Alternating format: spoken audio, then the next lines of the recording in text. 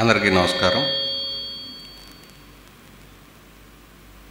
విశ్వనాథ వారి సాహిత్యాన్ని గురించి మాట్లాడే సభలో అసలు ఒక సభ అంటూ ఏర్పడినప్పుడు అక్కడ గొప్ప పండితులు ఉంటారు, విద్వాంసులు ఉంటారు, బాగా చదువుకున్న వాళ్ళు ఉంటారు.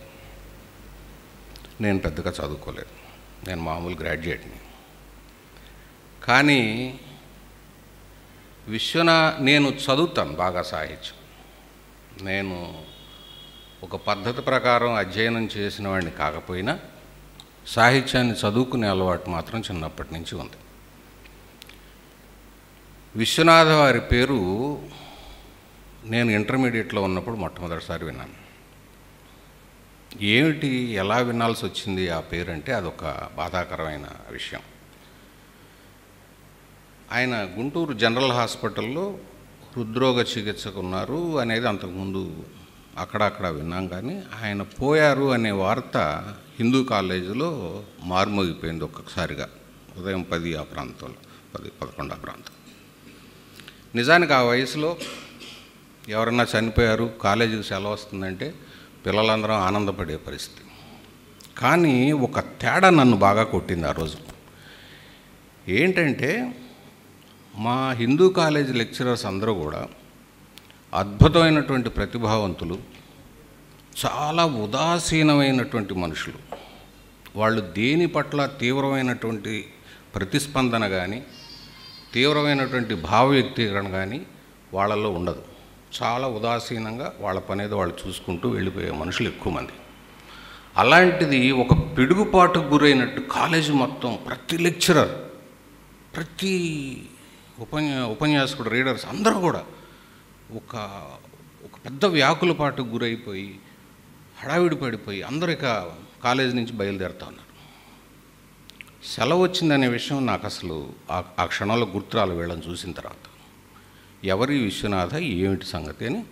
తర్వాత నేను అప్పుడు ఇంటర్మీడియట్లో ఉండగానే ఏఎస్ఎఫ్ అని చెప్పేసి సిపిఐ పార్టీకి అనుబంధ సంస్థ, విద్యార్థి అనుబంధ సంస్థ ఒకటి ఉండేది. నేను అందులో అప్పటికే నన్ను సభ్యుడిగా చేర్చారు. అప్పుడు ఎవరో సభ్యులుగా చేరటం ఉండేది కాదు, చేర్చుకోవటం ఉండేది. అలా కమ్యూనిస్టు భావజాలం ఎంతో కొంత మా మీద పనిచేస్తున్నటువంటి రోజుల్లో విశ్వనాథ వారి పేరు మొదటిసారి వినపడింది. అయితే ఏదైనా విన్నప్పుడు ఎవరైనా మన కాలేజీ లెక్చరర్స్ని ఇంత ప్రభావితం చేయగలిగినటువంటి ఈ వ్యక్తి ఎవరు, ఈయన ఏం చేశారు అనేది తెలుసుకున్నప్పుడు ఆయన గొప్ప నవల రచయిత, ఆయన గొప్ప నాటక రచయిత, ఆయన ఇంకా ఎంతో గొప్ప, ఆయన శక్తి ఇంకా ఎంతో వెలుగులోకి రావాల్సినంతటువంటి శక్తివంతుడు తెలిసింది. సో దట్ నేను మా వాళ్ళని అడిగాను అప్పుడు, నారాయణ సత్యనారాయణని, ఇట్లా మాకు ఏఎస్ఎఫ్ అప్పట్లో లీడర్స్ ఉండేవాడు. విశ్వనాథ సత్యనారాయణ గారు ఏంటి, అప్పటికి మేము అమ్మ నవల, గోర్కీది, ఈ కమ్యూనిస్ట్ సాహిత్యం ఎంతో కొంత చదువుతున్నాం. విశ్వనాథ సత్యనారాయణ గారి సంగతి ఏంటని అడిగి, పొర్రపాటును కూడా ఈ చదవబాకు, నువ్వు పాడైపోతావని చెప్పేశారు మా వాళ్ళు.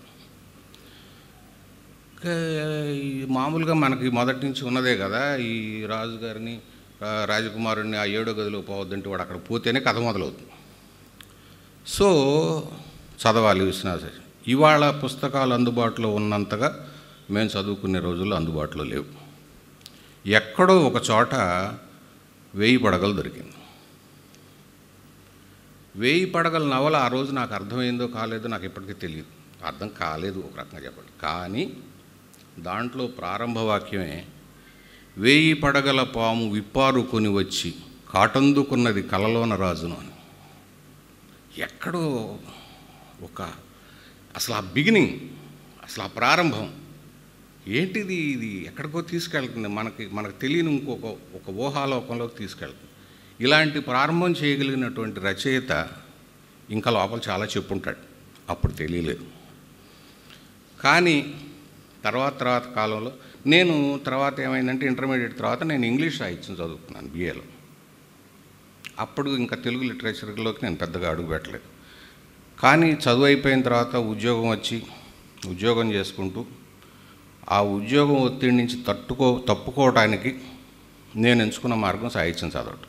ఆ క్రమంలో మళ్ళీ తెలుగు సాహిత్యంలోకి నేను వచ్చిన తర్వాత విశ్వనాథ వారి సాహిత్యం ఎక్కువగా చదవటం మొదలైంది. ఎందుకు విశ్వనాథ నన్ను ఆకట్టుకున్నాడంటే, ఆయన ఒక గుర్తు తెలియని ప్రపంచంతో మన ఉనికికి, మన సమాజానికి హాని చేస్తున్నటువంటి ఒక భావజాలంతో తీవ్రమైన యుద్ధం చేశాడు. ఏంటంటే, బ్రిటిష్ వాళ్ళ పరిపాలనా కాలం కానివ్వండి, పరిపాలనా కాలం అయిపోయిన తర్వాత కానివ్వండి, మనలో మన వాళ్ళుతో వెధవాయిలో అని గురజాడ చెప్పిన భావం ఆయన హాస్యానికి చెప్పాడేమో కానీ అది 100కి 100 పాళ్ళు యథార్థంగా మన శరీరాల్లో, మన మనసుల్లో ఇంకించగలిగారు మన మీద పరిపాలకులు. నీ తండ్రి వెధవరా అంటే అవును వెధవ అన్నాం.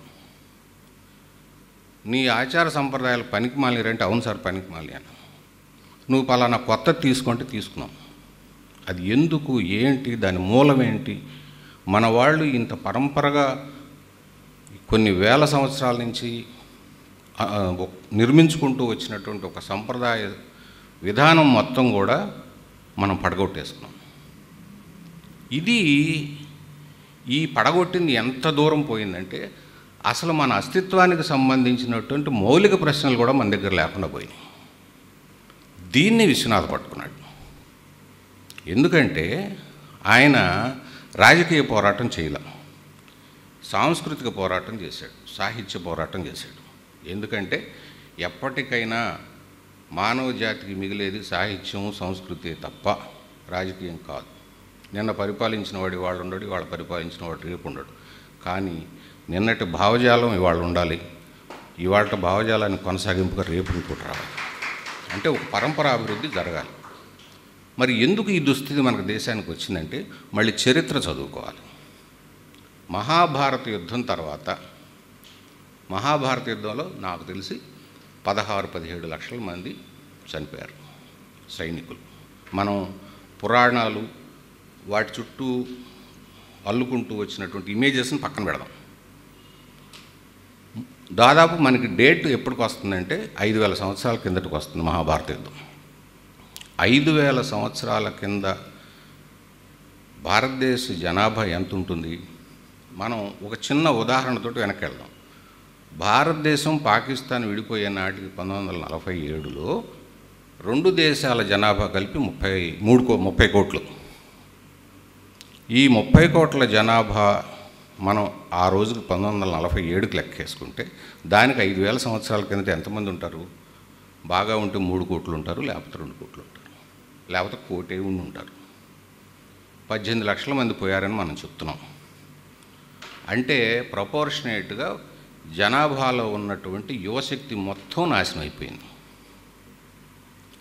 కొన్ని తరాల పాటు ముందుకి ఒక సంప్రదాయాన్ని కానీ, ఒక సిస్టమ్ను కానీ, ఒక ఆర్థిక స్థితిని కానీ ముందుకు నడపాల్సినటువంటి ఒక జాతి పూర్తిగా చచ్చిపోయింది. అలాంటప్పుడు ఏం జరుగుతుంది? ఒక అరాచకం ప్రబలుతుంది. ఎవడికి వాడే రాజు అవుతాడు, ఎవడి సిద్ధాంతం వాడిదే గొప్పదవుతుంది. కనుక ఇది మంచి, ఇది చెడు అని చెప్పేవాళ్ళు, దాన్ని అనుసరించేవాళ్ళు తగ్గిపోతారు. అలాంటి చీకటి స్థితిలో ఈ దేశం కొన్ని వేల సంవత్సరాల పాటు మగ్గుతూ వచ్చింది. ఆ దెబ్బ మనకు తెలిసి చరిత్ర దొరకపోవటానికి కూడా బహుశా నేను అదే కారణం అనుకుంటున్నాను.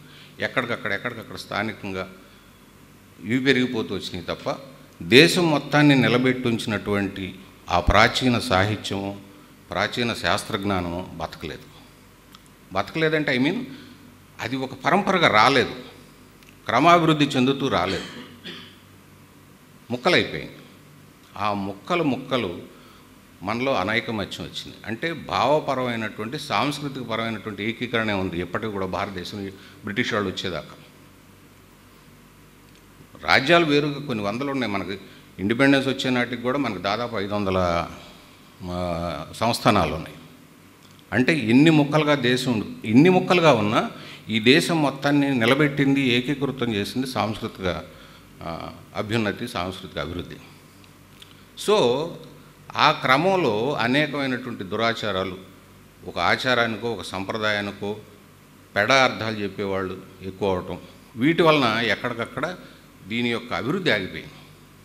ఈ ఆగిపోయిన తర్వాత ఈ కొత్తగా మనకి ఇటు ముస్లింల దండయాత్ర వాళ్ళు ఒక 1000 సంవత్సరాలు, వీళ్ళు ఒక 150, 175 సంవత్సరాలు ఇంగ్లీష్ వాళ్ళు, వీళ్ళ పరిపాలన వచ్చింది. సో ఏమైతే వచ్చింది, మన సాంస్కృతికమైనటువంటి అభివృద్ధిని కానీ మన యొక్క సంప్రదాయాలను కానీ ఇస్లాం మతం పరిపాలన చేసినంతకాలం పెద్దగా దెబ్బతిన్నది లేదు. మీరు అది గుర్తుపెట్టుకోవాలి. ఫస్ట్ మీరు చరిత్ర చదువుకున్న వాళ్ళకి ఎవరికైనా తెలుస్తుంది. వాళ్ళు మతం మారిస్తే మార్చి ఉండొచ్చు, క్రౌర్యం చూపిస్తే చూపించి ఉండొచ్చు, రాజ్యాన్ని ఆక్రమించుకుంటే ఆక్రమించి ఉండొచ్చు, మీ భావజాలం మీద దాడి జరగలేదు వాళ్ళ కాలంలో. కానీ ఈ 150, 175 సంవత్సరాల బ్రిటిష్ పరిపాలన మాత్రం భారతీయుల్ని పూర్తిగా ఇంకొక వైపుకు తిప్పేసింది. మీకు ఒకే ఒక్క ఉదాహరణ, డెమోక్రసీ అనే పేరుతోటి మనకి ఇవాళ డెమోక్రసీ వచ్చింది. డెమోక్రసీ వచ్చిన రోజు అంటే ఏంటి, ప్రతి వ్యక్తికి ఒక స్వాతంత్ర్యం ఉంది, ప్రతి వ్యక్తి అభిప్రాయానికి విలువ ఉంది. ఇది వినటానికి బాగుంటుంది. కానీ మనం మొదటి నుంచి పేర్చుకుంటూ వచ్చినటువంటి కుటుంబ విలువలు కానీ, సామాజిక సంప్రదాయాలు కానీ, గణ విధానాలు కానీ, అంటే గణ విధానం అంటే ఒక ఊరు మొత్తం వాళ్ళ సమస్యలను వాళ్ళే పరిష్కరించుకోవడం, వాళ్ళ తగులను వాళ్ళే పరిష్కరించుకోవడం లాంటి విధానాలు కానీ డెమోక్రసీలో మీకు ఆ ఛాన్స్ లేదు. స్థానిక సంప్రదాయాలకు విలువ లేదు. దేశం మొత్తానికి ఒకటే చట్టం, ఒకటే రూలు. ఆ రూల్నే మనం అనుసరించాలి. ఆ క్రమంలో మీ కుటుంబ సంప్రదాయాలని, మీ కుల సంప్రదాయాలని, మీ వృత్తి సంప్రదాయాలని, మనుషుల్లో ఉన్నటువంటి అనేకమైనటువంటి వైవిధ్యమైనటువంటి లక్షణాలన్నింటినీ త్యాగం చేసి ఒకే యూనిఫారం వేసుకొని ఒకే బడికి వెళ్ళాల్సినటువంటి స్థితి ఈ దేశానికి వచ్చింది. ఇది కంటికి కనపడినటువంటి విధ్వంసం కాదు, కంటికి కనపడకుండా జరిగిన విధ్వంసం. ఈ విధ్వంసం మీద విశ్వనాథ్ దాడి చేశాడు. ఇది తప్పు, మనం దారి తప్పాము, మన పూర్వీకులు ఇది, మన సంప్రదాయం ఇది. ఆయన అభిప్రాయాలతో మీరు ఇవాళ రోజున ప్రజాస్వామ్యం నరనరాలా మనకు జీర్ణించుకుపోయి కొంతమంది ఆయనతో విమర్శించవచ్చు, ఆయన ఆలోచనలు తప్పు ఉండొచ్చు. నిజంగా కూడా ఆయన ఆలోచన ఎక్కడో చోట తప్పు ఉండొచ్చు, నేను దాన్ని కూడా కాదంటలేదు. కానీ ఆయన ప్రయత్నం ఏంటంటే ఇది తప్పు, నీదంటూ ఒక భావజాలం ఉంది, నీ పునాది ఉంది, నీ మౌలిక స్వరూపం ఉంది, దాన్ని నిలబెట్టుకో. ఈ మార్పుని మనం ఆపలేమని ఆయన చెప్పారు చాలా నవలలో. ఆపటం కాదు, మార్పు ఎప్పుడు వస్తుంది, మార్పు అనేది నిత్యం. అన్చేంజబుల్ ఏంటంటే చేంజే. మార్పు అనేదాన్నే మనం మార్పు ఎప్పుడు జరుగుతూనే ఉంటుంది. మార్పును మనం ఆపలేం. కానీ ఆ జరిగే మార్పు మొత్తం కూడా నీ పునాదుల మీద ఉండాలి, నీ కాళ్ళ మీద ఉండాలి, నీ సంప్రదాయం మీద ఉండాలి.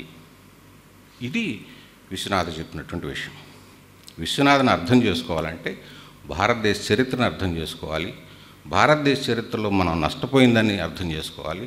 అదంతా అర్థం చేసుకున్న తర్వాత వ్యక్తులు ముఖ్యం కాదు, సంస్కృతి ముఖ్యం. ఈ సాంస్కృతిక దాడి మన మీద ఏదైతే జరిగిందో దాన్ని తిప్పుకొట్టుకోవాల్సినటువంటి బాధ్యత మనకు అర్థమవుతుంది విశ్వనాథ్ గారి నవల చదివితే. ఈ క్రమంలో ఇదంతా నేను బేసిక్గా ఈరోజు ఇక్కడ ఉపన్యాసంలో నేను చెప్పాలనుకున్నది కాదు. కానీ యువత ఈరోజు ఇక్కడికి వస్తున్నారు, యువత పాఠం జరుగుతుంది, ఇక్కడ కొంతమంది కుర్రవాళ్ళు ఈరోజు పేపర్ సబ్మిట్ చేస్తున్నారని నాకు తెలిసిన తర్వాత ఎప్పటి నుంచో నా మనసులో ఉన్న కళ ఏంటంటే ఎవరు కూడా విశ్వనాథ సమగ్ర స్వరూపాన్ని పట్టుకునే ప్రయత్నం, నేను అనేకమైనటువంటి పుస్తకాలు కోవెల సుప్రసన్నాచార్య గారు రాసింది కానీ, పురాణ సుబ్రహ్మణ్య శర్మ గారు రాసింది కానీ, జువాడి గౌతమరావు గారు రాసినవి కానీ, చాలా పుస్తకాలు నేను విశ్వనాథ్ గారి గురించి రాసిన పుస్తకాలు నేను చదివాను. ఎవరు కూడా ఆయన పాండిత్యాన్నో ఇంకో దాన్నో చెప్పుకుంటూ వచ్చారు తప్ప ఒక మహా విరాట్ స్వరూపం ఏదైతే ఉందో ఆయన తీసుకున్నది, ఆయన ఆలోచన ఉన్నది, ఆయన ఫైట్ చేసింది, దానివైపు ఎక్కువ మంది వెళ్ళలేదు. అలాంటి ఒక సమగ్ర స్వరూపాన్ని మన గనక ఒక ఏనుగుని ఒక నలుగురు గుడ్డివాళ్ళు అక్కడొక్క చోట అక్కడో చోట తడివి ఏనుగు చాటలాగా ఉందని ఒకడు, ఏనుగు స్తంభంలాగా అరటి స్తంభంలాగా ఉందని ఒకడు ఎట్లయితే చెప్తారో, విశ్వనాథని మనం అక్కడక్కడ స్పృశించి దాంట్లో ఆయనలో ఉన్న గొప్పతనం ఏంటంటే ఆయన్ని ఎక్కడ ప్రారంభం చేసినా మనం అందులోకి వెళ్ళిపోతాం. సో మనకేంటంటే ఆ విశ్వనాథ సమగ్ర స్వరూపాన్ని అర్థం కాకుండా ఆయన అడ్డుపడుతూ ఉంటాడు ఒక్కోసారి. కానీ మనం ఆ పరిమితులను దాటుకొని వాళ్ళ రోజున యువత ఈ మొత్తం సమగ్ర స్వరూపం ఏంటి, ఆయన దేని మీద యుద్ధం చేశాడు, దేనికోసం ఆయన జీవితం అంతా చేశాడు. ఆయన జీవితం మొత్తం చాలా వ్యాసాల్లో నన్ను అర్థం చేసుకోవట్లేదు, నన్ను అర్థం చేసుకోవట్లేదు, నన్ను అర్థం చేసుకోవట్లేదు అనే బాధ ఆయన చాలా చోట్ల చూపించాడు. ఎక్కడ దాకా ఎందుకు, మన శ్రీశ్రీ లాంటి వాళ్ళు కూడా ఆ కల్పవృక్షం ఎవరన్నా చదువుతున్నాను ఒక్కడన్నా అంటే ఆయన సంతోషిస్తారని వ్యంగ్యంగా రాశారు. నిజానికి కల్పవృక్షం ఇవాళ పూర్తిగా కంఠోపాఠం అయిన వాళ్ళు నాకు తెలిసి 10 మంది ఉన్నారు, మన అప్పాజేసులు వారితో మొదలుపెట్టుకుని. సో మంచి సాహిత్యం, విలువైన సాహిత్యం, ఒక ప్రత్యేకమైనటువంటి ఉద్దేశంతో, ఒక ప్రత్యేకమైనటువంటి అవసరంతో రాసిన సాహిత్యం అది ఎక్కడికి పోదు. ఆయన భాషను అర్థం చేసుకోవడం ఇబ్బంది పడవచ్చు, కానీ ఆయన భావాలను అర్థం చేసుకోవడానికి ఎవరూ ఇబ్బంది పడాల్సినటువంటి పని లేదు. ఇది ఈ మొత్తం కూడా ఎందుకు చెప్తున్నానంటే, ఈ పిల్లలు ఎవరైతే ఈ రోజున పేపర్ సబ్మిట్ చేస్తున్నారో, పిల్లలంటే వాళ్ళు వయసులో కాబట్టి పిల్లలు అంటున్నాను తప్ప వాళ్ళందరూ నాకంటే ప్రతిభావంతులు అయి ఉంటారు, చదువుకున్నారు, ఒక సిస్టమేటిక్గా అధ్యయనం చేసిన వాళ్ళు కాబట్టి ఆయన సమగ్ర స్వరూపాన్ని చూడండి, ఆయన విరాట్ స్వరూపాన్ని చూడండి, ఆయన ఈ దేశం కోసం ఎంత తాపత్రయపడ్డాడో చూడండి. ఆయన ఈ మొత్తం భారతీయతను మొత్తాన్ని ఆయన తనలో నుంచి ప్రతిబింబ చేస్తూనే దాంట్లో మళ్ళీ తన తెలుగు జాతి యొక్క ప్రత్యేకతను కూడా ఆయన ప్రతి చోట చేశాడు. రామాయణంలో ఎన్నో చోట్ల, కల్పవృక్షంలో మనకి ఎన్నో చోట్ల తెలుగు వాళ్ళ ఆచారాలు సంప్రదాయాలు కనిపిస్తూ ఉంటాయి. కాల్పనికమైనటువంటి ప్రతి దాంట్లో కూడా ఆయన తెలుగువారి యొక్క దీన్ని చూపిస్తూనే వచ్చాడు. మరి ఒక సాహిత్యాన్ని, సంస్కృతిని ఆధారం చేసుకుని, అధ్యక్షుడు టైం పర్లేదు, ఆధారం చేసుకున్నప్పుడు ఈ సాహిత్యానికి పునాది ఏముండాలి? పునాది ఏముండాలి అంటే విశ్వనాథ్ వారు చెప్పింది ఏంటంటే రసం అయ్యా, రస సిద్ధాంతం ఉంది మనకి. రస సిద్ధాంతం ముఖ్యం సాహిత్యంలో, రసం ముఖ్యం. నేను యాక్చువల్గా వాళ్ళు మాట్లాడాలనుకున్నది ఈ రస విశ్వనాథ అనే టాపిక్ మీద. ఈ రసం అంటే ఏంటి? ఆయన కల్పవృక్షంలోనే ఒక పద్యం చెప్పారు. కవి ప్రతిభలోన నుండును కావ్యగత శతాంశముల యందు 90 అయిన పాళ్ళు. కావ్యంలో ఉండే 100 అంశాల్లో కవి ప్రతిభ 90 పాళ్ళు తీసుకుంటుంది. ప్రాగ్వి పశ్చిన్మతంబున రసము 1000 రెట్లు గొప్పది నవకథాధృతిని మించి. రసం 1000 రెట్లు గొప్పదంట నవకథాధృతిని మించి. నవకథాధృతి ఏంటి? ఇది వెస్ట్రన్ పద్ధతి. ఆయనే చెప్పారు ఒక చోట, కథ క్రొత్తదగుట, కల్పితమగుట, పాత్ర పోషణమునకు ప్రాధాన్యము కల్పించుట మొదలైనవి పాశ్చాత్యుల కావ్య దృష్టిగా కనిపించుతున్నది. భారతీయుల దృష్టి దీనికి భిన్నమైనది. మన వారు సాహిత్యమునందు, కవితా మార్గమునందు రస సిద్ధాంతమును నమ్ముదురు. ఇతర దేశ సాహిత్యములందు ఈ బుద్ధి లేదు. ఎందుకు లేదు? వారి పూర్వులు చెప్పలేదు కనుక. మన పూర్వులు చెప్పినారు గనక మనది రస సిద్ధాంతం. ఇది విశ్వనాథ వారు స్వయంగా చెప్పినటువంటి మాట. ఈ రస సిద్ధాంతాన్ని గురించి నేను ఎందుకు మాట్లాడాలనుకున్నానంటే, నేను నాటకాలు రాస్తుంటాను. నా నాటకాలు విస్తృతంగా ఒక 4-5 సంవత్సరాల నుంచి ఆంధ్రదేశంలో నడుస్తున్నాయి.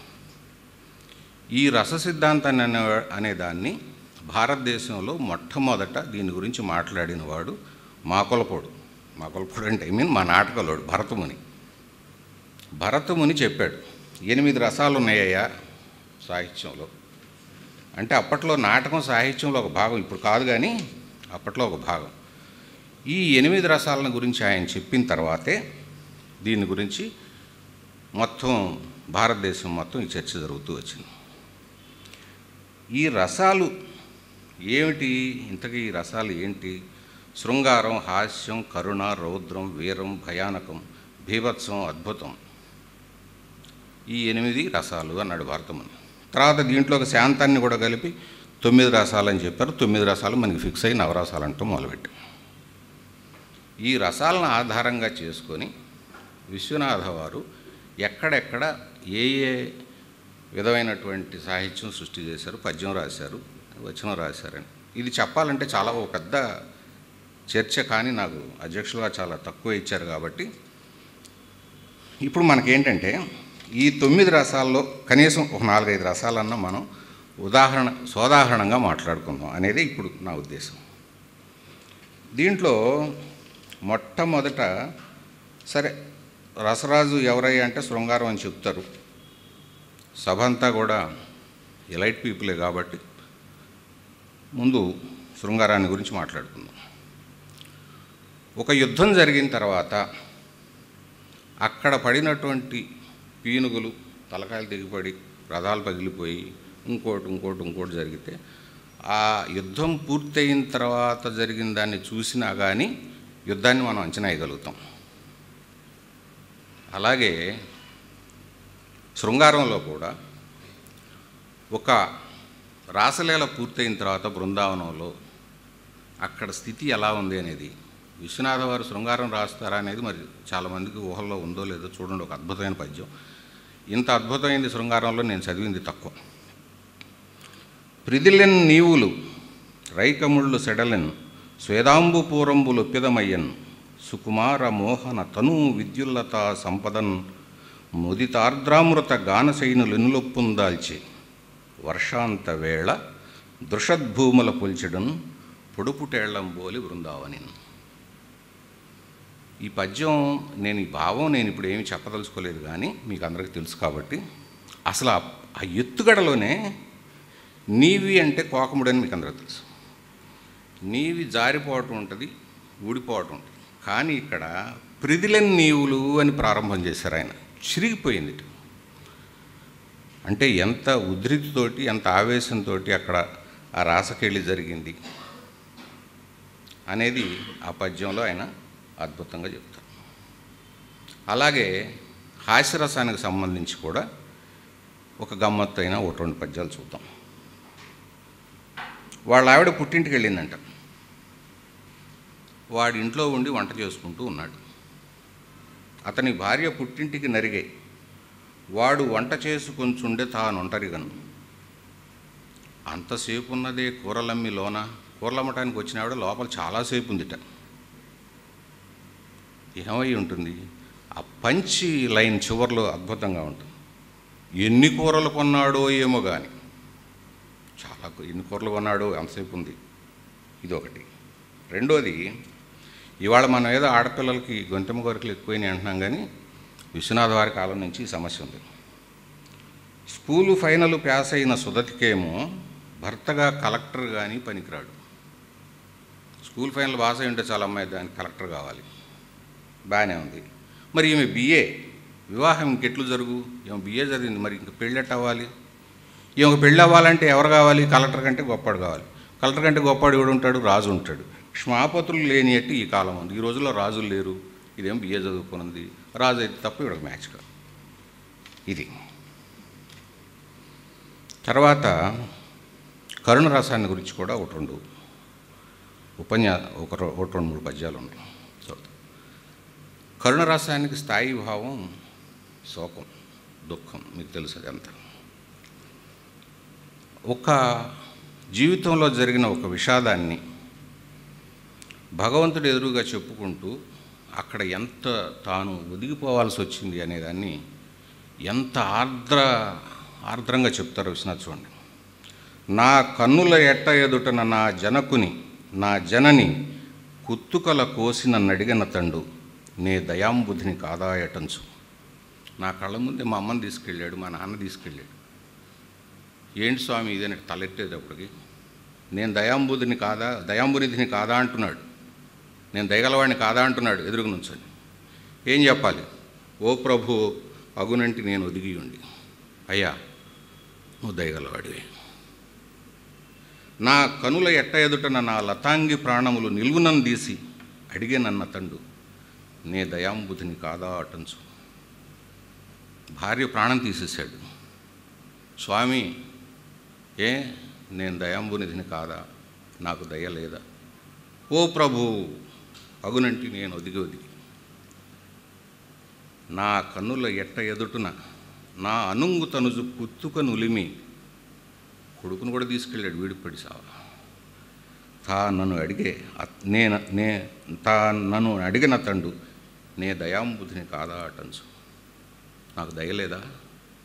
నేను దయామూర్తిని కాదా? ఓ ప్రభు నీవయంటి నేను ఒదిగిపోయి, నువ్వే నాయన దయగలవాడి నువ్వే. ఇది విశ్వనాథ. ఇంత గొప్ప విశ్వనాథ వీరరసం ఎలా రాస్తుంటారో మీకు తెలుసు. నేను ఆయన వీరరసం ఆయన కావ్యాల్లో నుంచో ఒక ఆంజనేయుడి వీరత్వాన్ని గురించి, ఒక రాముడి వీరత్వాన్ని గురించో, లేదా రావణాసురుడు కదా నేను చెప్పట్లేదు. ఆయన గురించి ఆయన ఏం రాసుకున్నాడో చెప్తున్నాను.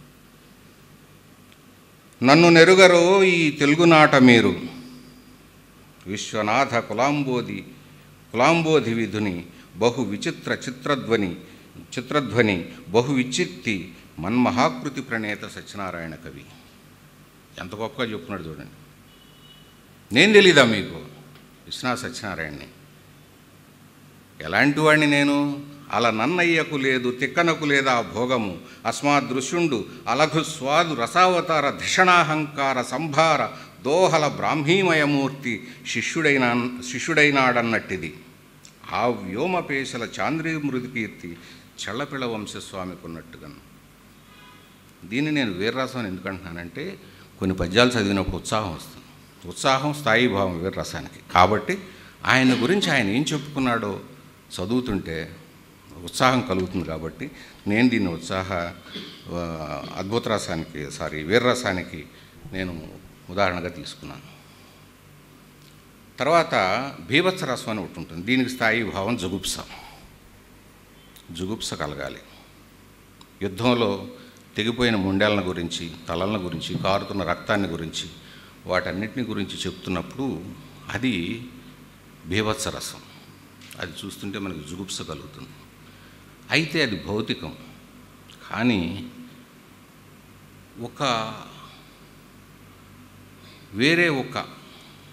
వేరే స్థాయి నుంచి భీభత్స రసాన్ని ఎలా పోషించవచ్చో విశ్వనాథ్ మనకు చెప్పాడు. ఓ ప్రభూ, నీ రథము దీక్షా ప్రణీత విధుర వేగము పరువులు వెట్టుచుండే. స్వామి, నీ రథం అమితమైనటువంటి వేగంతో వెళుతూ ఉంది. నా శరీరము దాని క్రిందబడి నలిగిపోయినది రక్త నదములింకి.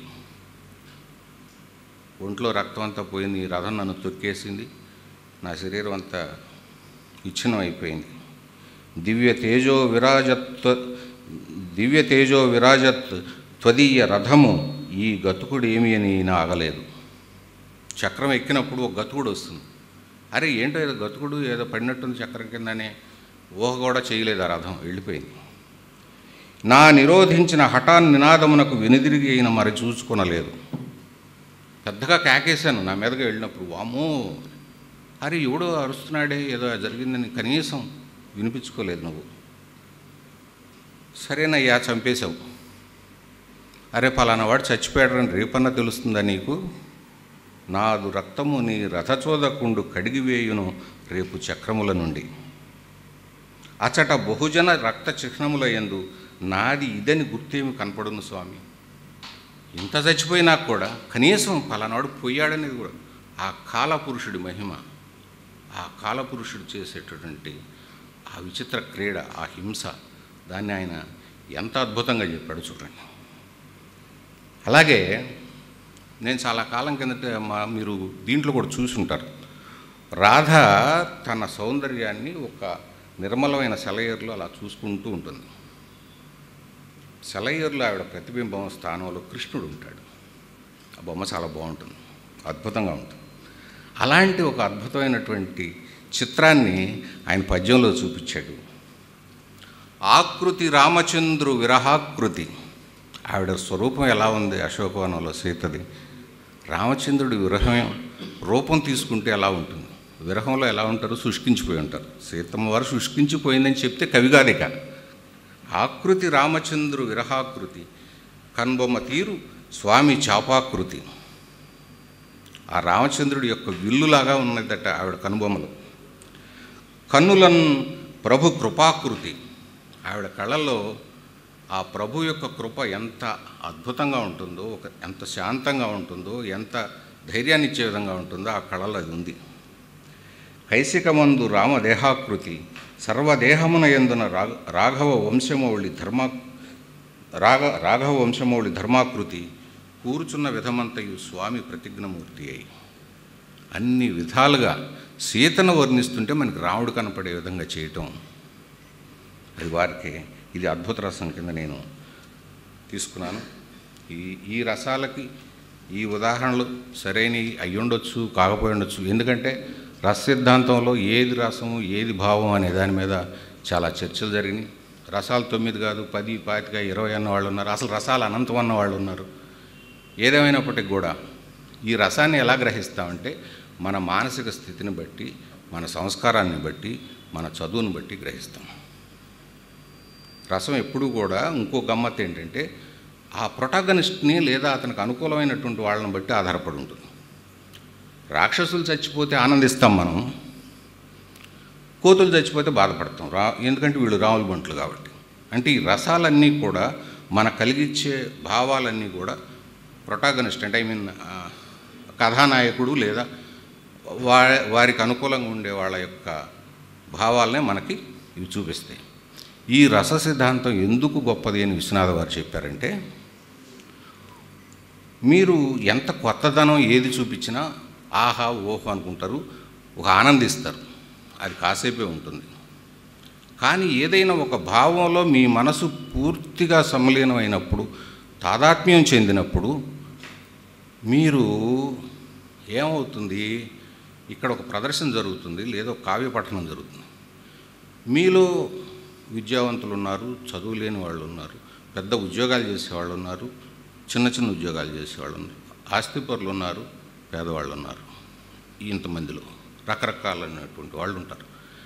కానీ మీరందరూ ఒక కరుణరసం చూసేటప్పుడు ఒక దుఃఖానికి గురవుతారు, ఒక హాస్యరసం చూసేటప్పుడు ఒక నవ్వుకు గురవుతారు, నవ్వుతారు.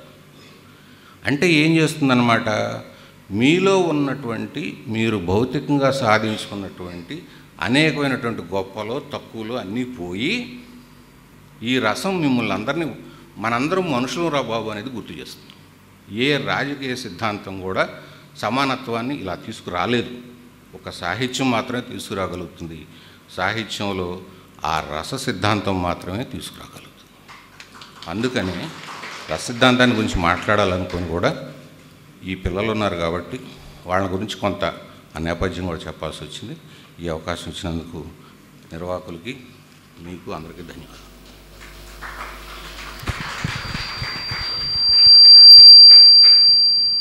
వారం వేసుకొని ఒకే బడికి వెళ్ళాల్సినటువంటి స్థితి ఈ దేశానికి వచ్చింది. ఇది కంటికి కనపడినటువంటి విధ్వంసం కాదు, కంటికి కనపడకుండా జరిగిన విధ్వంసం. ఈ విధ్వంసం మీద విశ్వనాథ్ దాడి చేశాడు. ఇది తప్పు, మనం దారి తప్పాం, మన పూర్వీకులు ఇది, మన సంప్రదాయం ఇది. ఆయన అభిప్రాయాలతో మీరు ఇవాళ రోజున ప్రజాస్వామ్యం నరనరాలా మనకు జీర్ణించుకుపోయి కొంతమంది ఆయనతో విమర్శించవచ్చు, ఆయన ఆలోచనలు తప్పు ఉండొచ్చు. నిజంగా కూడా ఆయన ఆలోచన ఎక్కడో చోట తప్పు ఉండొచ్చు, నేను దాన్ని కూడా కాదంటలేదు. కానీ ఆయన ప్రయత్నం ఏంటంటే ఇది తప్పు, నీదంటూ ఒక భావజాలం ఉంది, నీ పునాది ఉంది, నీ మౌలిక స్వరూపం ఉంది, దాన్ని నిలబెట్టుకో. ఈ మార్పుని మనం ఆపలేమని ఆయన చెప్పారు చాలా నవలలో. ఆపటం కాదు, మార్పు ఎప్పుడు వస్తుంది, మార్పు అనేది నిత్యం. అన్చేంజబుల్ ఏంటంటే చేంజే. మార్పు అనేదాన్నే మనం మార్పు ఎప్పుడు జరుగుతూనే ఉంటుంది. మార్పును మనం ఆపలేం. కానీ ఆ జరిగే మార్పు మొత్తం కూడా నీ పునాదుల మీద ఉండాలి, నీ కాళ్ళ మీద ఉండాలి, నీ సంప్రదాయం మీద ఉండాలి. ఇది విశ్వనాథ చెప్పినటువంటి విషయం. విశ్వనాథని అర్థం చేసుకోవాలంటే భారతదేశ చరిత్రను అర్థం చేసుకోవాలి, భారతదేశ చరిత్రలో మనం నష్టపోయిందని అర్థం చేసుకోవాలి.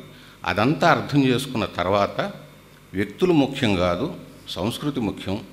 ఈ సాంస్కృతిక దాడి మన మీద ఏదైతే జరిగిందో దాన్ని తిప్పుకొట్టుకోవాల్సినటువంటి బాధ్యత మనకు అర్థమవుతుంది విశ్వనాథ గారి నవలు చదివితే. ఈ క్రమంలో ఇదంతా నేను బేసిక్గా ఈరోజు ఇక్కడ ఉపన్యాసంలో నేను చెప్పాలనుకున్నది కాదు. కానీ యువత ఈరోజు ఇక్కడికి వస్తున్నారు, యువత పాఠం జరుగుతుంది, ఇక్కడ కొంతమంది కుర్రవాళ్ళు ఈరోజు పేపర్ సబ్మిట్ చేస్తున్నారని నాకు తెలిసిన తర్వాత ఎప్పటి నుంచో నా మనసులో ఉన్న కళ ఏంటంటే ఎవరు కూడా విశ్వనాథ సమగ్ర స్వరూపాన్ని పట్టుకునే ప్రయత్నం. నేను అనేకమైనటువంటి పుస్తకాలు కోవెల సుప్రసన్నాచార్య గారు రాసింది కానీ, పురాణ సుబ్రహ్మణ్య శర్మ గారు రాసింది కానీ, జువాడి గౌతమరావు గారు రాసినవి కానీ చాలా పుస్తకాలు నేను విశ్వనాథ గారి గురించి రాసిన పుస్తకాలు నేను చదివాను. ఎవరు కూడా ఆయన పాండిత్యాన్నో ఇంకో దాన్నో చెప్పుకుంటూ వచ్చారు తప్ప ఒక మహా విరాట్ స్వరూపం ఏదైతే ఉందో ఆయన తీసుకున్నది, ఆయన ఆలోచన ఉన్నది, ఆయన ఫైట్ చేసింది, దానివైపు ఎక్కువ మంది వెళ్ళలేదు. అలాంటి ఒక సమగ్ర స్వరూపాన్ని మన గనక ఒక ఏనుగుని ఒక నలుగురు గుడ్డివాళ్ళు అక్కడొక్క చోట అక్కడో చోట తడివి ఏనుగు చాటలాగా ఉందని ఒకడు, ఏనుగు స్తంభంలాగా అరటి స్తంభంలాగా ఉందని ఒకడు ఎట్లయితే చెప్తారో, విశ్వనాథని మనం అక్కడక్కడ స్పృశించి దాంట్లో ఉన్న అయితే ఆయనలో ఉన్న గొప్పతనం ఏంటంటే ఆయన్ని ఎక్కడ ప్రారంభం చేసినా మనం అందులోకి వెళ్ళిపోతాం. సో మనకేంటంటే ఆ విశ్వనాథ సమగ్ర స్వరూపాన్ని అర్థం కాకుండా ఆయన అడ్డుపడుతూ ఉంటాడు ఒక్కోసారి. కానీ మనం ఆ పరిమితులను దాటుకొని వాళ్ళ రోజున యువత ఈ మొత్తం సమగ్ర స్వరూపం ఏంటి, ఆయన దేని మీద యుద్ధం చేశాడు, దేనికోసం ఆయన జీవితం అంతా చేశాడు. ఆయన జీవితం మొత్తం చాలా వ్యాసాల్లో నన్ను అర్థం చేసుకోవట్లేదు అనే బాధ ఆయన చాలా చోట్ల చూపించాడు. ఎక్కడ దాకా ఎందుకు మన శ్రీశ్రీ లాంటి వాళ్ళు కూడా ఆ కల్పవృక్షం ఎవరన్నా చదువుతున్నామని ఒక్కడన్నా అంటే ఆయన సంతోషిస్తారని వ్యంగ్యంగా రాశారు. నిజానికి కల్పవృక్షం ఇవాళ పూర్తిగా కంఠోపాఠం అయిన వాళ్ళు నాకు తెలిసి 10 మంది ఉన్నారు, మన అప్పాజేసులు వారితో మొదలుపెట్టుకుని. సో మంచి సాహిత్యం, విలువైన సాహిత్యం, ఒక ప్రత్యేకమైనటువంటి ఉద్దేశంతో, ఒక ప్రత్యేకమైనటువంటి అవసరంతో రాసిన సాహిత్యం అది ఎక్కడికి పోదు. ఆయన భాషను అర్థం చేసుకోవడం ఇబ్బంది పడవచ్చు, కానీ ఆయన భావాలను అర్థం చేసుకోవడానికి ఎవరూ ఇబ్బంది పడాల్సినటువంటి పని లేదు.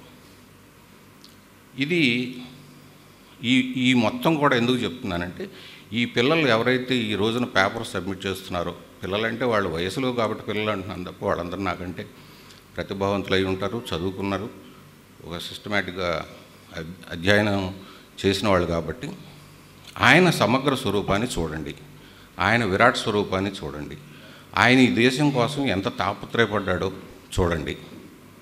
ఆయన ఈ మొత్తం భారతీయతను మొత్తాన్ని ఆయన తనలో నుంచి ప్రతిబింబ చేస్తూనే దాంట్లో మళ్ళీ తన తెలుగు జాతి యొక్క ప్రత్యేకతను కూడా ఆయన ప్రతి చోట చేశాడు.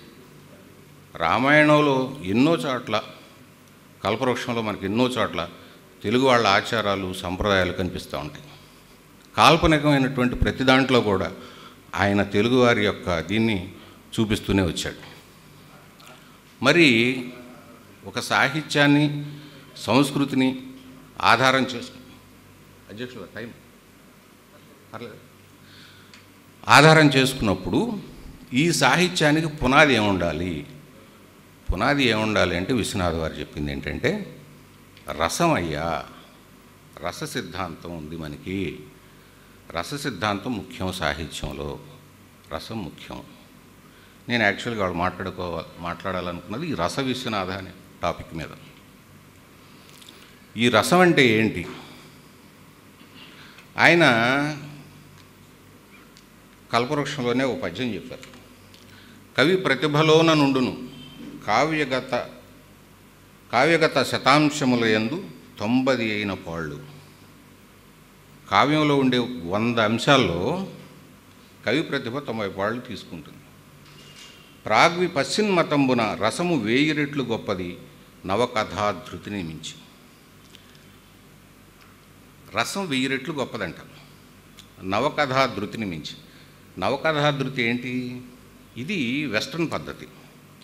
ఆయనే చెప్పారు ఒక చోట, కథ క్రొత్తదగుట, కల్పితమగుట, పాత్ర పోషణమునకు ప్రాధాన్యము కల్పించుట మొదలైనవి పాశ్చాత్యుల కావ్య దృష్టిగా కనిపించుతున్నది. భారతీయుల దృష్టి దీనికి భిన్నమైనది. మన వారు సాహిత్యమునందు, కవితా మార్గమునందు రస సిద్ధాంతమును నమ్ముదురు. ఇతర దేశ సాహిత్యములందు ఈ బుద్ధి లేదు. ఎందుకు లేదు? వారి పూర్వులు చెప్పలేదు కనుక. మన పూర్వులు చెప్పినారు గనక మనది రస సిద్ధాంతం. ఇది విశ్వనాథ వారు స్వయంగా చెప్పినటువంటి మాట. ఈ రస సిద్ధాంతాన్ని గురించి నేను ఎందుకు మాట్లాడాలనుకున్నానంటే, నేను నాటకాలు రాస్తుంటాను. నా నాటకాలు విస్తృతంగా ఒక 4-5 సంవత్సరాల నుంచి ఆంధ్రదేశంలో నడుస్తున్నాయి. ఈ రస సిద్ధాంతాన్ని అనే దాన్ని భారతదేశంలో మొట్టమొదట దీని గురించి మాట్లాడిన వాడు మాకొలపోడు అంటే మా నాటకలోడు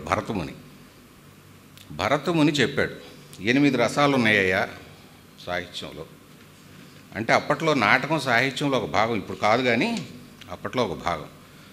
ఈ 8 రసాలను గురించి ఆయన చెప్పిన తర్వాతే దీని గురించి మొత్తం భారతదేశం మొత్తం ఈ చర్చ జరుగుతూ వచ్చింది. ఈ రసాలు ఏమిటి? ఇంతకీ ఈ రసాలు ఏంటి? శృంగారం, హాస్యం, కరుణ, రౌద్రం, వీరం, భయానకం, బీభత్సం, అద్భుతం, ఈ 8 రసాలు అన్నాడు భారతముని. తర్వాత దీంట్లో ఒక శాంతాన్ని కూడా కలిపి 9 రసాలు అని చెప్పారు. 9 రసాలు మనకి ఫిక్స్ అయ్యి నవరసాలు అంటూ మొదలుపెట్టాం.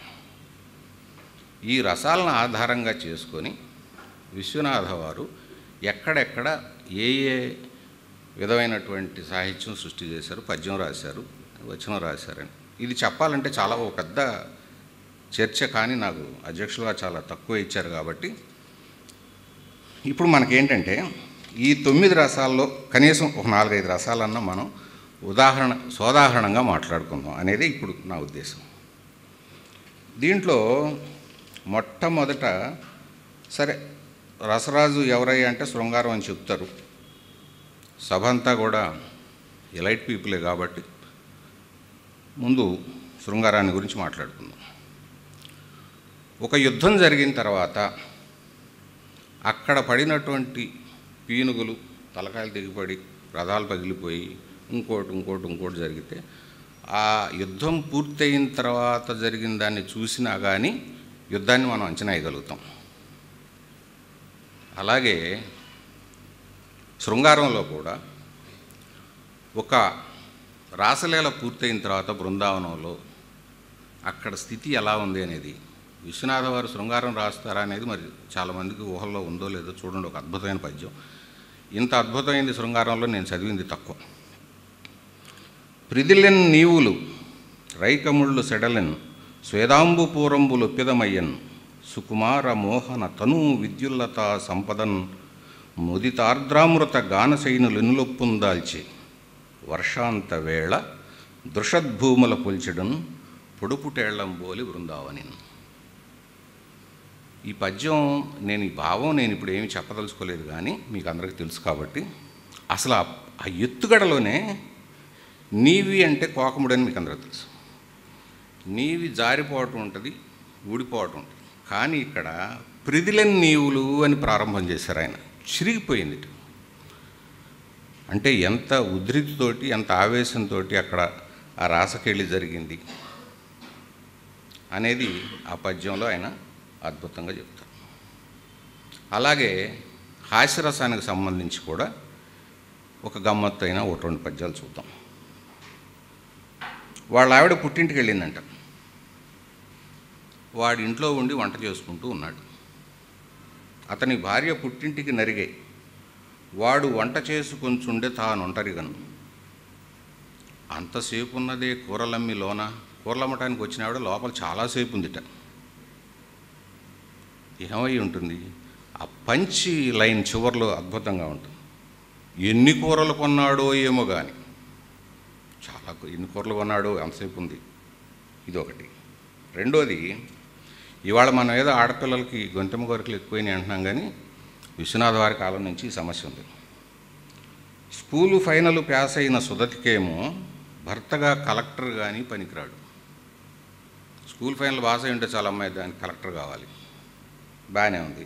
మరి ఈమె బిఏ, వివాహం ఇంకెట్లు జరుగు? ఈమె బిఏ జరిగింది, మరి ఇంక పెళ్ళెట్ అవ్వాలి? ఈమె పెళ్ళి అవ్వాలంటే ఎవరు కావాలి? కలెక్టర్ కంటే గొప్పవాడు కావాలి. కలెక్టర్ కంటే గొప్పవాడు ఎవడు ఉంటాడు? రాజు ఉంటాడు. క్షమాపతులు లేని ఎట్టు ఈ కాలం ఉంది. ఈ రోజుల్లో రాజులు లేరు. ఇదేం బిఏ చదువుకున్నది, రాజు అయితే తప్ప ఇవిడకు మ్యాచ్ కాదు. ఇది. తర్వాత కరుణ రసాన్ని గురించి కూడా 1-2 పద్యాలు ఉన్నాయి. కరుణ రసానికి స్థాయి భావం శోకం, దుఃఖం, మీకు తెలుసు అదంతా. ఒక జీవితంలో జరిగిన ఒక విషాదాన్ని భగవంతుడు ఎదురుగా చెప్పుకుంటూ అక్కడ ఎంత తాను ఒదిగిపోవాల్సి వచ్చింది అనేదాన్ని ఎంత ఆర్ద్రంగా చెప్తారో విశ్వనాథ్ చూడండి. నా కన్నుల ఎట్ట ఎదుటన నా జనకుని నా జనని కుత్తుకల కోసిన నడిగన తండు నే దయాంబుధిని కాదాయటంచు. నా కళ్ళ ముందే మా అమ్మని తీసుకెళ్ళాడు, మా నాన్న తీసుకెళ్ళాడు. ఏంటి స్వామి ఇదే తలెత్తేటప్పటికి నేను దయాంబునిధిని కాదా అంటున్నాడు. నేను దయగలవాడిని కాదా అంటున్నాడు ఎదురుగు నుంచొని. ఏం చెప్పాలి? ఓ ప్రభు అగునంటి నేను ఒదిగి ఉండి, అయ్యా నువ్వు దయగలవాడివి. నా కనుల ఎట్ట ఎదుటన నా లతాంగి ప్రాణములు నిల్వునం తీసి అడిగే నన్న తండు, నే దయాంబుధిని కాదా అటంచు. భార్య ప్రాణం తీసేశాడు. స్వామి, ఏ నేను దయాంబునిధిని కాదా? నాకు దయ లేదా? ఓ ప్రభు అగునంటి నేను ఒదిగి నా కన్నుల ఎట్ట ఎదుటున నా అనుంగు తనుజు కుత్తుక నులిమి. కొడుకును కూడా తీసుకెళ్ళాడు వీడిపడి సావ. నన్ను అడిగిన తండు, నే దయాంబుధిని కాదా అటంచు. నాకు దయలేదా? నేను దయామూర్తిని కాదా? ఓ ప్రభు నీవయంటి నేను ఒదిగిపోయి, నువ్వే నాయన దయగలవాడి నువ్వే. ఇది విశ్వనాథ. ఇంత గొప్ప విశ్వనాథ వీరరసం ఎలా రాసుంటారో మీకు తెలుసు. నేను ఆయన వీరరసం ఆయన కావ్యాల్లో నుంచో, ఒక ఆంజనేయుడి వీరత్వాన్ని గురించి, ఒక రాముడు వీరత్వాన్ని గురించో, లేదా రావణాసుడు కదా నేను చెప్పట్లేదు. ఆయన గురించి ఆయన ఏం రాసుకున్నాడో చెప్తున్నాను. నన్ను నెరుగరో ఈ తెలుగునాట మీరు, విశ్వనాథ కులాంబోధి విధుని బహు విచిత్ర చిత్రధ్వని బహు విచిత్తి మన్మహాకృతి ప్రణేత సత్యనారాయణ కవి. ఎంత గొప్పగా చెప్తున్నాడు చూడండి. నేను తెలీదా మీకు విశ్వనాథ సత్యనారాయణని? ఎలాంటి వాడిని నేను? అలా నన్నయ్యకు లేదు తిక్కనకు లేదా భోగము, అస్మాదృశ్యుండు అలఘు స్వాదు రసావతార ధిషణాహంకార సంభార దోహల బ్రాహ్మీమయమూర్తి శిష్యుడైనాడన్నట్టిది. ఆ వ్యోమపేశల చాంద్రీ మృదుకీర్తి చల్లపిళ్ళ వంశస్వామికి ఉన్నట్టుగా. దీన్ని నేను వీరరసం అని ఎందుకంటున్నానంటే, కొన్ని పద్యాలు చదివినప్పుడు ఉత్సాహం వస్తుంది. ఉత్సాహం స్థాయి భావం వీరరసానికి. కాబట్టి ఆయన గురించి ఆయన ఏం చెప్పుకున్నాడో చదువుతుంటే ఉత్సాహం కలుగుతుంది. కాబట్టి నేను దీన్ని వీరరసానికి నేను ఉదాహరణగా తీసుకున్నాను. తర్వాత బీభత్స రసం అని ఒకటి ఉంటుంది. దీనికి స్థాయి భావం జుగుప్స కలగాలి. యుద్ధంలో తెగిపోయిన ముండేళ్ళ గురించి, తలల గురించి, కారుతున్న రక్తాన్ని గురించి, వాటన్నిటిని గురించి చెప్తున్నప్పుడు అది బీభత్స రసం. అది చూస్తుంటే మనకు జుగుప్స కలుగుతుంది. అయితే అది భౌతికం. కానీ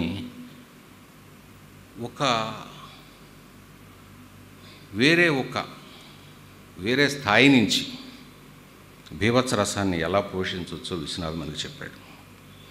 ఓ ప్రభు నీ రథము దీక్షా ప్రణీత విధుర వేగము పరువులు వెట్టుచుండే. స్వామి, నీ రథం అమితమైనటువంటి వేగంతో వెళుతూ ఉంది.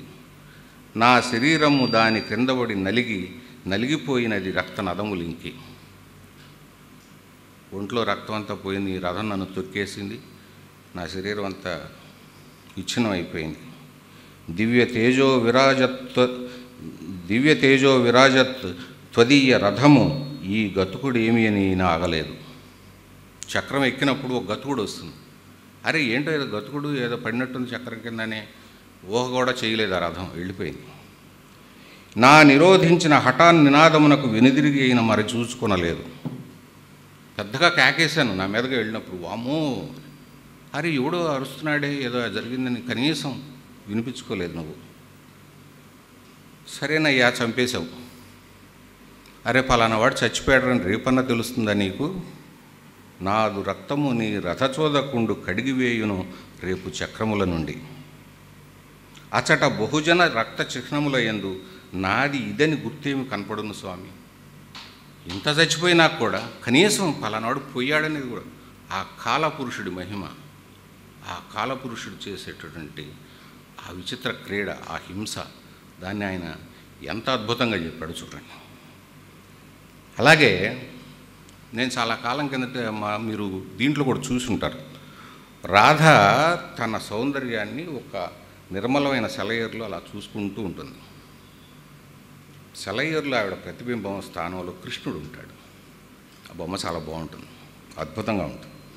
అలాంటి ఒక అద్భుతమైనటువంటి చిత్రాన్ని ఆయన పద్యంలో చూపించాడు. ఆకృతి రామచంద్రు విరహాకృతి. ఆవిడ స్వరూపం ఎలా ఉంది అశోకవనంలో సీతది, రామచంద్రుడి విరహం రూపం తీసుకుంటే ఎలా ఉంటుంది, విరహంలో ఎలా ఉంటారు, శుష్కించిపోయి ఉంటారు. సీతమ్మ వారు శుష్కించిపోయిందని చెప్తే కవిగాదిక. ఆకృతి రామచంద్రు విరహాకృతి, కన్బొమ్మ తీరు స్వామి చాపాకృతి. ఆ రామచంద్రుడి యొక్క విల్లులాగా ఉన్నదట ఆవిడ కనుబొమ్మలు. కన్నులన్ ప్రభు కృపాకృతి. ఆవిడ కళ్ళల్లో ఆ ప్రభు యొక్క కృప ఎంత అద్భుతంగా ఉంటుందో, ఎంత శాంతంగా ఉంటుందో, ఎంత ధైర్యాన్ని ఇచ్చే విధంగా ఉంటుందో ఆ కళలో అది ఉంది. కైసికమందు రామదేహాకృతి, సర్వదేహమున యందున రాఘవ వంశమౌళి ధర్మాకృతి, కూర్చున్న విధమంతయు స్వామి ప్రతిజ్ఞమూర్తి అయి. అన్ని విధాలుగా సీతను వర్ణిస్తుంటే మనకి రాముడు కనపడే విధంగా చేయటం, అది వారికి ఇది అద్భుత రసం కింద నేను తీసుకున్నాను. ఈ రసాలకి ఈ ఉదాహరణలు సరైనవి అయ్యుండొచ్చు, కాకపోయి ఉండొచ్చు. ఎందుకంటే రస సిద్ధాంతంలో ఏది రసము ఏది భావం అనే దాని మీద చాలా చర్చలు జరిగినాయి. రసాలు 9 కాదు 10, 25, 20 అన్న వాళ్ళు ఉన్నారు. అసలు రసాలు అనంతం అన్న వాళ్ళు ఉన్నారు. ఏదేమైనప్పటికీ కూడా ఈ రసాన్ని ఎలా గ్రహిస్తామంటే మన మానసిక స్థితిని బట్టి, మన సంస్కారాన్ని బట్టి, మన చదువుని బట్టి గ్రహిస్తాం.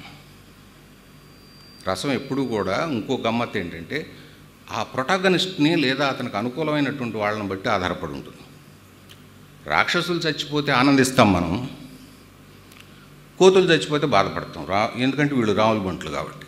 అంటే ఈ రసాలన్నీ కూడా మన కలిగించే భావాలన్నీ కూడా ప్రొటాగనిస్ట్ అంటే కథానాయకుడు లేదా వారికి అనుకూలంగా ఉండే వాళ్ళ యొక్క భావాలనే మనకి ఇవి చూపిస్తాయి. ఈ రస సిద్ధాంతం ఎందుకు గొప్పది అని విశ్వనాథ వారు చెప్పారంటే, మీరు ఎంత కొత్తదనం ఏది చూపించినా ఆహా ఓహో అనుకుంటారు, ఒక ఆనందిస్తారు. అది కాసేపే ఉంటుంది. కానీ ఏదైనా ఒక భావంలో మీ మనసు పూర్తిగా సంలీనమైనప్పుడు, తాదాత్మ్యం చెందినప్పుడు మీరు ఏమవుతుంది, ఇక్కడ ఒక ప్రదర్శన జరుగుతుంది లేదా ఒక కావ్య పఠనం జరుగుతుంది. మీలో విద్యావంతులు ఉన్నారు, చదువు లేని వాళ్ళు ఉన్నారు, పెద్ద ఉద్యోగాలు చేసేవాళ్ళు ఉన్నారు, చిన్న చిన్న ఉద్యోగాలు చేసేవాళ్ళు ఉన్నారు, ఆస్తిపరులు ఉన్నారు, పేదవాళ్ళు ఉన్నారు. ఇంతమందిలో రకరకాలైనటువంటి వాళ్ళు ఉంటారు. కానీ మీరందరూ ఒక కరుణరసం చూసేటప్పుడు ఒక దుఃఖానికి గురవుతారు, ఒక హాస్యరసం చూసేటప్పుడు ఒక నవ్వుకు నవ్వుతారు. అంటే ఏం చేస్తుందన్నమాట, మీలో ఉన్నటువంటి మీరు భౌతికంగా సాధించుకున్నటువంటి అనేకమైనటువంటి గొప్పలో తక్కువలో అన్నీ పోయి ఈ రసం మిమ్మల్ని అందరినీ మనందరం మనుషులు రా బాబు అనేది గుర్తు చేస్తుంది. ఏ రాజకీయ సిద్ధాంతం కూడా సమానత్వాన్ని ఇలా తీసుకురాలేదు. ఒక సాహిత్యం మాత్రమే తీసుకురాగలుగుతుంది. సాహిత్యంలో ఆ రస సిద్ధాంతం మాత్రమే తీసుకురాగలుగుతుంది. అందుకని రస సిద్ధాంతాన్ని గురించి మాట్లాడాలనుకొని కూడా ఈ పిల్లలు ఉన్నారు కాబట్టి వాళ్ళ గురించి కొంత ఆ నేపథ్యం కూడా చెప్పాల్సి వచ్చింది. ఈ అవకాశం ఇచ్చినందుకు నిర్వాహకులకి మీకు అందరికీ ధన్యవాదాలు.